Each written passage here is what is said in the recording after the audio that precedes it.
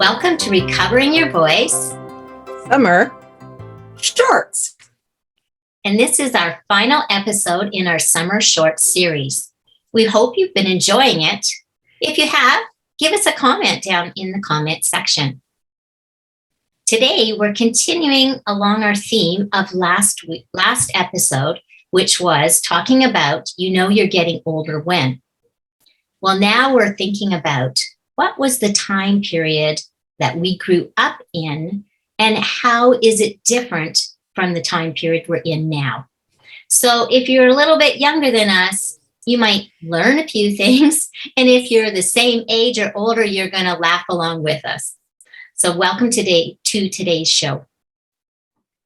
So growing up, and as you know, we're in our 60s or almost 60s. So we're talking in the 1960s, 1970s, growing up. How has communication with each other differed? I remember being at my grandparents' house in Newfoundland, and you had to differentiate between phone rings because they were on what was called a party line.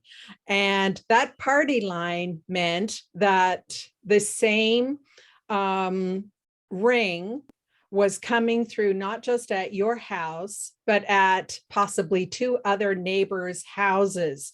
So first you had to make sure that the ring was your ring.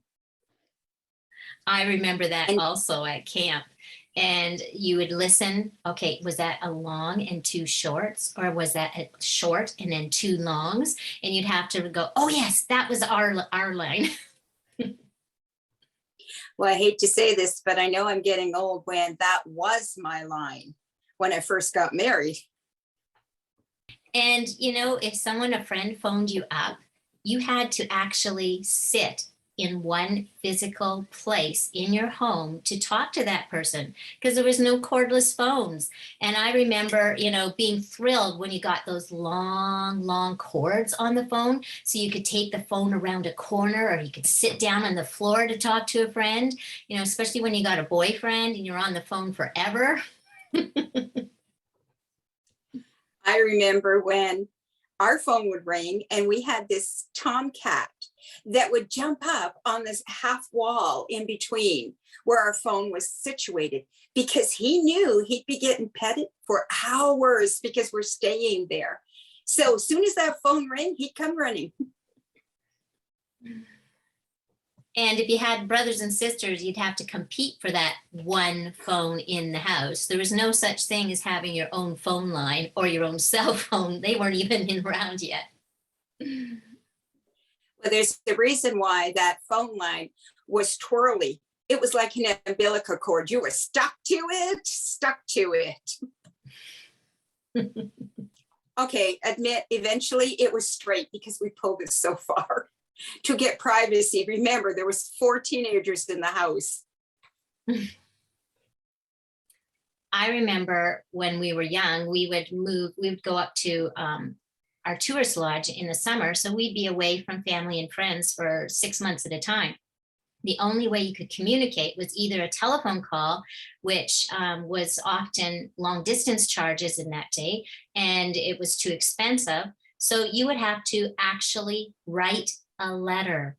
And that was the way you communicated, in longhand, writing out a letter to someone and then waiting, that 2 or 3 weeks before you got a response back.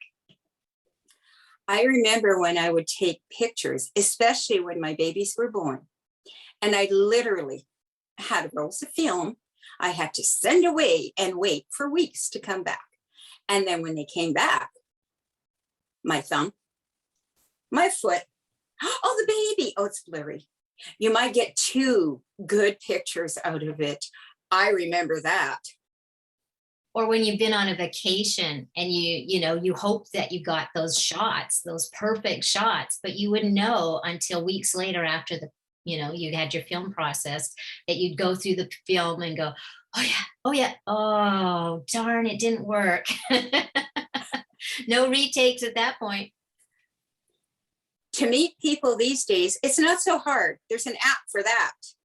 However, when I met my husband, I met him at agricultural college, and it was over a pig pen. Maybe we should have had an app for that. A pig pen? That sounds Swear. romantic. It was the nurturing person in me that he fell in love with.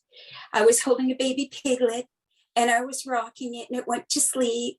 And this other student came and jabbed it with a needle and I was in his face ready to tear him apart. And I look up and I see these pair of brown eyes looking at me and laughing. And it was Danielle. Carol Ann, how did you meet your husband? I met my husband at theater. He was stage manager and I was a volunteer dresser for the, so it was my responsibility to make sure that the costumes were ready for the actors and actresses. And sometimes I was working with teams changing the backdrops on stage and things like that. Because my husband was stage manager, he was kind of bossy. And I didn't like him at first. But we got to know each other eventually, and I did like him. So we became friends first and later began to date. So yeah, it was over theater. If I'd have known I could have went to you for wardrobe advice, honey, years ago, I would have went. That's quite a title, being a dresser. Well, it didn't take much more than knowing how to press a costume or wash it and things like that. So no big titles. Okay, you lost me there. Because irons in my house are just for making crafts. And my kids, I learned at one point when I was at my son's house for graduation and I was looking for an iron, I found out they didn't even own one. So that younger generation, they don't believe in irons, just wash and wear. And if it's wrinkled, oh well. My mother-in-law had an ironing board that we tried to give away, and we couldn't because nobody wanted them. Well, when Danielle went to college, and I said, what do you need to go to college? He said, an iron. And I said, who told you about an iron? Apparently cadets. I was a little bit surprised or horrified the other day to hear my grandkids talking about how Nanny and Papa didn't even have the internet. It wasn't even around when they were kids. Well, Carolyn, I remember being in college and our computer course was making like an animal feed schedule. And we had to have a cassette to slip in to record the information on the cassette. Not a floppy disk, a cassette. And I'll tell you, if you mistaken that cassette and put it in your music cassette, oh, the screeches that would come out of there was crazy. I remember having a conversation with my son and complaining about his lack of telephone calls. And he said, Mom, nobody calls anybody anymore. You need to text. I can remember watching my favorite television show. And if it was like a season finale, you had to wait a week to watch the rest of it. No binge watching, people. I don't know what we did with stress back then because you couldn't binge watch anything. And commercials, you saw more commercials than you saw TV shows. And you had to like be there on the night it was featured, because if you missed it, that was it. It was over. You couldn't get any replays. You couldn't look it up online. I mean, you missed it, right? And I can remember when we first got a television, okay, kids, hold on to your hats. It was black and white. Yeah, no color. And we had one, maybe two, maybe three, if you were lucky, TV stations to, change the channel to. So, if Hockey Night in Canada was all that was on, that's all you could watch, was whatever was on that night. And if you wanted something different, you just had to turn it off and do your own thing because there was no other choice. And if you were up in the middle of the night and thought, oh, I'm going to watch a little bit of TV, no, the TV channels went off the air at night and there was nothing on. You had to wait till 6 o'clock the next morning for it to start up again. I can remember when we graduated to the color TV and we were so excited because we wanted to see it on Saturday cartoons. So you had to wait, of course, for Saturday. Bugs Bunny, actually, the only one that stood up was Tweety Bird because a lot of them were still black and white. Pepe Le Pew, Bugs Bunny, but Tweety Bird, oh, be still my heart. Tweety Bird was yellow. I remember some television shows, the whole household would gather around the TV to watch it together. And one of those was not terribly appropriate for young people, but it was Peyton Place, which was a soap opera. And I remember my grandfather providing running commentary about this character being a Sleveen, which is Newfoundland term for sly person. And yeah, so he would comment about this one and that character. And of course, they were each continued until the next week. So it was a family affair to sit down and watch some programs. And of course, it was the same thing for hockey night in Canada. Everyone sat around and watched the game together. And before they had televisions, it was everyone sitting around and listening to the radio for hockey night in Canada.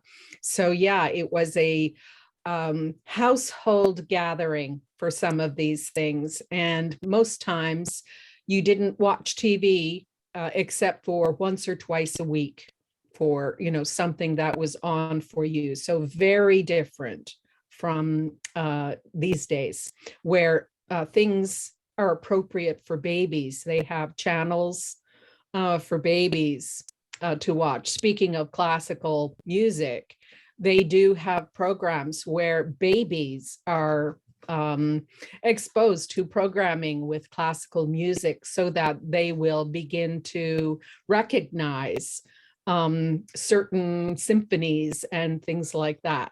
Like nothing near that when I was growing up. Well, speaking of music, I remember that the only way you could take portable music, like music along with you, was your radio, right?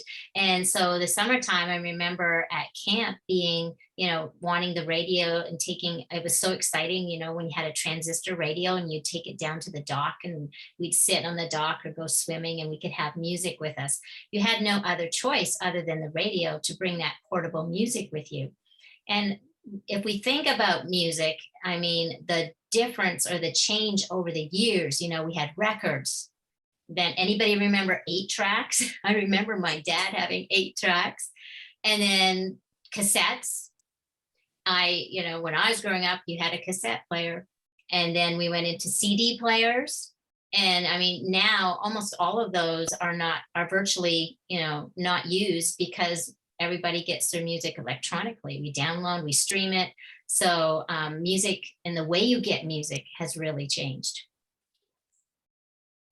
I can remember when listening to music with my cassettes, something that was very important to have with me is a pencil. It's a pencil, because when it started eating it up, you would take it out and roll it back with your pencil to get it all nice and neat again. And then you'd hear, and then your music would start again. How about this? When you put a quarter on top of the record player handle to get that weight to make it play it decently. So it wouldn't skip. So it wouldn't skip. So I remember if you wanted to get something, you know, very special, like especially when you're growing up, I remember I loved reading. So series like, you know, Trixie Beldam or something, mystery books. And you had to wait when we were at camp and back in the bush, mom would go into town like once a week to get supplies. And so, you'd beg mom, will you pick me up the next Trixie Belden book, and you'd have to wait for it. There was no such thing as ordering something unless it was the Eatons or the Sears catalog, Sears. which we did a lot of, and you'd put in your order every fall, for your school clothes. And that was something, really spectacular to go through that catalog and drool and look over what you'd want for Christmas or your birthdays. But other than that, you had to physically go to the store. You could not order online. Danielle affectionately calls me George Judson because I have the special finger to put the orders in. I'm pretty good at it. And you get it like within the next day and 2 days. That's amazing. Like I didn't get to town. Literally, when we were growing up, if we went into Sudbury, and we lived in Hanmer, if we went into Sudbury once or twice a year, that was amazing. Oh, what about milk? On top, didn't you, Caroline? You must have got the bottles outside your door too, guys. Milkman? Yes. We always had to take turn for the cream on top. Ooh, that was special. I don't remember the cream on top, but I do remember, the milk being the jars, empty ones being put out on the front porch, and then the milk being delivered. And where we were, we also could get at the same time beep delivered. So beep was like an orange juice that you could get, and it would come in the same glass containers as the milk, and it was on your porch as well. And so the milkman delivered both milk and beep. I remember more milk, more than they could drink, it seems, delivered to their step, while our family stretched the milk by mixing the milk with powdered milk mixed up. So it was half and half. And if it was just mixed, it wouldn't be very palatable. It would have to be chilled in the fridge for a while in order for it to taste like or more like real milk. And I always would think longingly, oh, how it must be so wonderful to just have more than enough milk delivered to your doorstep. With the farmer and me's remembering that way back, you didn't have milking machines. Every cow had to be milked by hand. Now, not so hard, right? So even that changed. Even the way the milk is delivered changed. I remember us always using, because we were out, Hanmer was smaller back then, and we would have carnation, because carnation stayed in the can and it wouldn't spoil. So if you didn't get to the store, you had the backup for the carnation in the can. And we are still, Danielle and I, carnation babies. Carnation was a staple in Newfoundland, and people, yes, used it more than fresh milk. So we're very familiar with carnation for tea and coffee. And that's the way we grew up. But one of my mother's favorites was what she referred to as cow's cream. And when we went to visit my grandparents out in Bonavista Bay, there were farmers, local farmers that she knew, where she could go and purchase some fresh cow's cream. So it was, unprocessed, and bring that back to my grandparents' house. And to her, it was like rich ice cream. It was such a treat. I tasted it once and thought, yuck. So I never tried after that, but I was hard to please as a kid as far as tastes goes. So who knows? I might like it these days. Give it a little shake. Well, not a little, quite a bit of a shake, and you'd have had butter.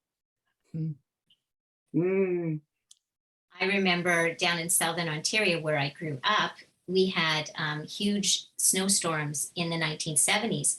And during one of those storms, all the roads were closed. They were totally impassable. And the snow was just piled almost as high as the tops of the wires on the hydro poles. And we lived out in the country, and our neighbor had cows, and the milk truck could not come to pick up the milk that he had stored. And so my dad went over with his snowmobile and helped him. And they went farm to farm, neighbor to neighbor, asking, do you need milk? Because it was just going to go bad. And so he was trying to, deliver it to as many people as he could. So that was, quite a thing to see.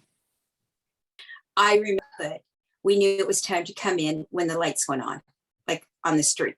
But we'd be playing for hours and hours with the kids in the neighborhood, especially baseball, because we had a neighbor that their dad loved baseball. So he would get us all together and make like a baseball team, or we'd go out blueberry picking all day or whatever. And there was no app for that. Like, you were out, you were playing, and probably 90% of the time you were bare feet just running around. Hated to go back to school because then you had to put shoes on. Yeah, there was so much more freedom back then as kids, because, we'd come home from school and, you'd go out and play, and then you come in for your supper, but then we were back out. And like you say, all the neighborhood kids, we'd just run and play. Mom and dad didn't know specifically where we were. They knew we were somewhere in the neighborhood. And then you played until dark, and then you came in, and there was no fear of anything, bad happening to you or you getting into any trouble. It was just, lots and lots of fun. Statistically, we shouldn't be here, guys, because we rode bikes without helmets, went in cars without seat belts. And I'm sure some of the paint in our house had lead in it too. Like, come on. There was so many things that we did that would not be accepted today. So true. What about us riding in the back of a pickup truck to go to the watering hole? That's where you swam. It wasn't in a chloride pool. It was the watering hole. I can remember one of you had to learn and do things and be creative for your entertainment when you were playing outside all day. And the special days that we were allowed to stay a little bit later outside, when it was getting dark, we had this glow in the dark Frisbee. And we would be on one side of the road, and my siblings would be on the other side of the road. And we would toss this Frisbee. When we saw a car coming down the road, we would toss it across the road way before they were coming, guys. But they thought it was a UFO. It was hilarious until one car didn't like it. I must admit, though, I do like the new features in the car because I'm not the strongest driver. And when my friend asked me, can I back her if I needed to drive her car? I looked at my husband and said, no problem. The car drives better itself than for me. So yeah, no problem. I can do this. When we grew up in the 1960s and the 1970s, almost the majority of people smoked. And you smoked in the house, you smoked around your kids. So we had secondhand smoke. You smoked in restaurants. So later, they designated smoking or non-smoking sections. There was no division. But anyway, it made them feel good. But smoking was so much more popular and acceptable. I read a statistic, and it said that 42% of the population in the 1960s smoked regularly, as opposed to 15.5% of people who now smoke cigarettes. So it's a huge difference. Well, I can remember my dad telling me the story that when he turned 16, he was given cigarettes because, you came of age. Or you'd watch a TV show and they'd have a martini in one hand and a cigarette in the other. And it's like, you look at that now and go, are you serious? Like, are you serious? Yeah. And it was even acceptable in the 1960s when, we were being born, that you smoked when you were pregnant and drank. And 50 years ago, your life expectancy was 70 years old. And now our life expectancy is nearly 80. And marriage has changed. 1968, 70% of adults were married. And in now that's only 51% of adults are married. And I think about sun tanning, back in the 60s and 70s, I remember, lying out, at the dock and swimming, and we never had protection like sunscreen at all. I mean, I remember being with people who put oil on their bodies to try to, get a better tan. And there was no safety features as far as protecting your skin from skin cancer. When we went through school, corporal punishment was still used and acceptable in schools. Yes, I went to the principal's office a few times and got strapped. And I think it was for talking too much or not having my homework done. Okay, so it was Carol Ann that was saying it, but truthfully, everybody was thinking it was me saying that last statement. Let's be honest, okay? Wow. Unbelievable. So you didn't do your homework and you got the strap. That was grade 4. But it was kindergarten and grade 1 where I was strapped for talking too much. Oh my goodness, 5 or 6 years old. Yeah. I never got the strap, but I got lines, for talking in line or something. And the next person that talks is going to have to write out 100, times 100 lines, and it would be Bonnie. Mental illness was not even a thing or talked about back then. Bottled water did not exist. Many more people wore glasses back then because there was no other option like contacts. You had to go to the bank to get your money. You had to cash a check when you had a job. You received a check usually, and you'd have to go to the bank and cash it. And you had to go in very restricted hours that banks were open in those days. It would be more like a 10 to 5 time period. Then holidays, they weren't open. On weekends, they weren't open. So you always had to plan what money you needed for your weekend getaway. And you had to pay your bills by sending it in the mail. On time, hopefully. On time, hopefully. That's another thing. Your mail came to your house. You had a mailbox. If the flag was up, you had mail. If it was down, you did not. If you wanted to mail a letter, you put the flag up and put the change, and they would give the stamp to go on your mail. I used to do this when I was dating Danielle. Or remember when you had a big project due at school and you had a lot of research? You had to go down to the library and you had to look in encyclopedias and get all your information out of them. And, if everybody in the class was doing the same project, you had to hope that you get the book first, or that you could reserve it or you take it out. And if you needed anything photocopied, well, you didn't have any access to that. You'd have to pay for it to get photocopied at the library or somewhere else. If you had to hand in your project in something other than handwritten form, you would have to use a typewriter to do all the work. Lots of hours and lots of mistakes. I remember when we go to Dominion's store, and I think it was week, if you spent so much with 4 kids at home, we always did, you would get 1 letter of the alphabet for the dictionary that you grew. And this dictionary was like huge, people. And I did not dare say to my dad, how do you spell something? Because he'd have me drag that out. And just to let you know what it was like, it used to be my booster chair as a kid to get to the table. So that's why my spelling is terrible this day. No, that's not true. There's other reasons too. But my grandson taught me a neat trick. Hey, Siri, how do you spell? And it's done.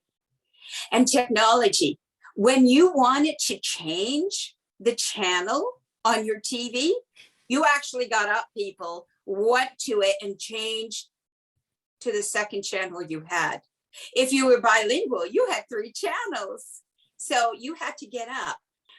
My grandson taught me that I could speak into my Fire Stick and say, play Netflix and name the show. And it magically appears and I don't move from my chair. Pros and cons, people, pros and cons. But we owned the Fire Stick for 2 years before I knew this, people. 2 years. He had it 1 minute and started talking to it, okay? If I need technical advice, I go the younger, the better. They know. The younger the age, the better. They know how to do it. I feel really proud of myself when I can show him things that he didn't know through technology. Very rare, people. Well, we hope you've enjoyed coming along on this journey of summer shorts. If you have a comment that you would like to leave us about today's program or any of our other summer short episodes, please leave it down below in the comment section. We'd love to hear from you. Until then, keep telling your story, and we look forward to the fall and more stories from you.